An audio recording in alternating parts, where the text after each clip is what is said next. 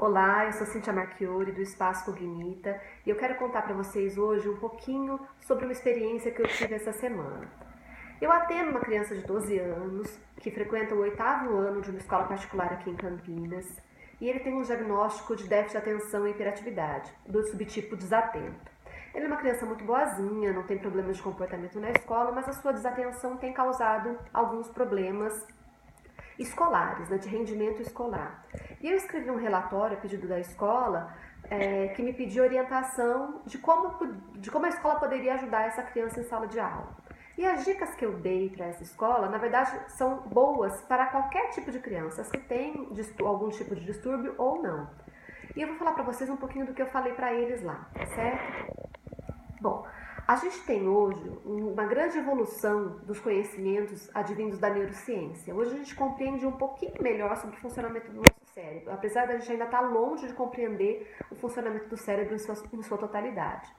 Mas a gente sabe que algumas coisas já têm comprovação científica e que a gente pode potencializar o aprendizado das crianças de qualquer idade. Uma das coisas, por exemplo, é que a gente não tem uma central só de memória no nosso cérebro. A gente tem várias centrais de memória. A gente tem uma memória auditiva, uma memória olfativa, uma memória visual, uma memória procedimental. E essas áreas não são localizadas, essas memórias não são localizadas em um único local do cérebro.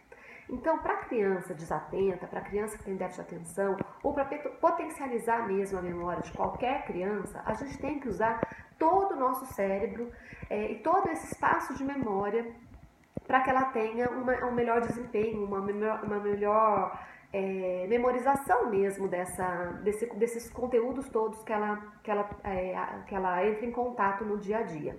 Então, para uma criança hiperativa, para uma criança com dislexia, usar todas essas regiões de memória do cérebro é fundamental para a melhora do desempenho acadêmico delas.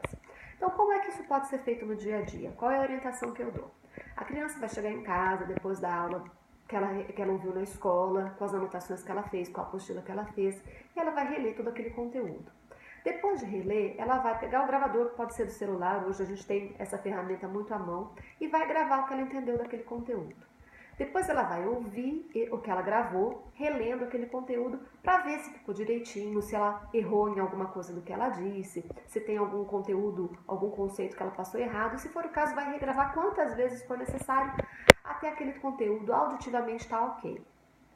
Depois essa criança pode escutar a gravação que ela mesma fez em sua própria voz andando pela casa, enquanto escuta uma música instrumental.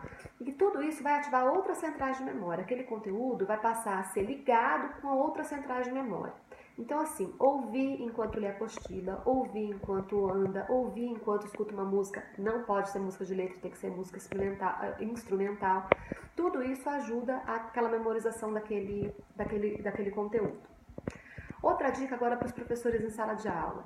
As crianças, principalmente que têm déficit de atenção, o tom monótono, falando sempre na mesma modulação, sem variações de volume ou de intenção, de intencionalidade, de força na voz, é muito complicado.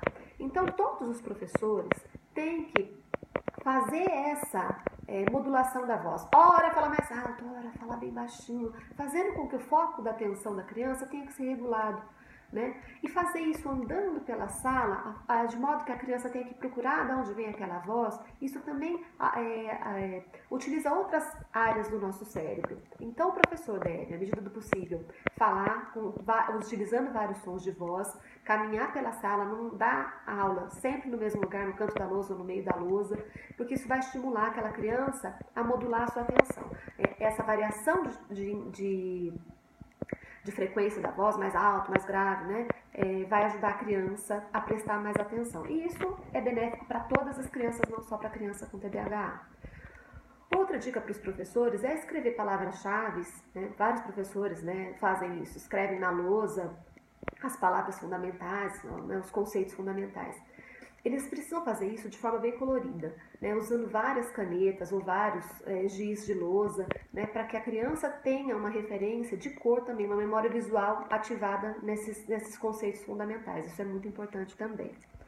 Outra dica que a gente pode dar para aquela criança mais desatenta é que o professor combine com ela: olha, fulaninho, toda vez que eu pegar minha caneta ou que eu bater meu dedo aqui na sua carteira, fazendo esse barulhinho aqui, é para te mostrar que você acabou se perdendo um pouquinho, que o seu foco de atenção fugiu um pouquinho. Então, esse é o meu sinal para você entender que eu tô chamando sua atenção, que eu tô pedindo para você voltar a prestar atenção em mim.